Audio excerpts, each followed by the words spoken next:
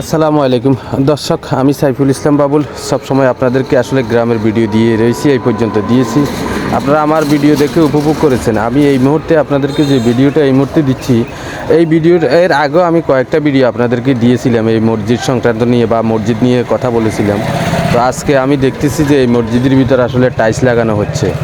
আমি এর আগেই বলছিলাম যে এখানে অর্ধেক টাইলস লাগানো হয়েছে, বাকি অর্ধেক লাগানো হয়নি। আসলে কেউ যদি আসলে তো ইয়ে করে মানে নিজের মন থেকে যদি কেউ কিছু দান করতে চান তাহলে আসলে করতে পারতেন। আসলে এই জিনিসটা হলো, আমি আপনাদেরকে আগেও ঠিকানা দিয়েছি, এখনও দিতেছি যে এটা 19 নং তায়ারগঞ্জ ইউনিয়ন 9 নং ওয়ার্ড 30 নং সুইচ গেট, এটা কালার বাপের কেরামতিয়া জামে মসজিদের। আসলে এখানে টাইলসের কাজ চলতেছে। বিশেষ করে আমি তায়ারগঞ্জ ইউনিয়নের বর্তমানে যারা আছেন বা রাজনৈতিক লাইনে প্রভাবশালী, যদি কেউ কোনো কিছু দান করতে চান তাহলে আসলে সরাসরি আসতে পারেন। আসলে এখানে যে মসজিদটা অবস্থিত হয়েছে, এখানে আসলে 400 থেকে 450 মুসল্লি আছে এখানে, কিন্তু কারো কাছ থেকে আসলে 10 টাকা নিয়ে এই মসজিদটা এতটুকু পর্যন্ত তারা আসলে আনে নেই।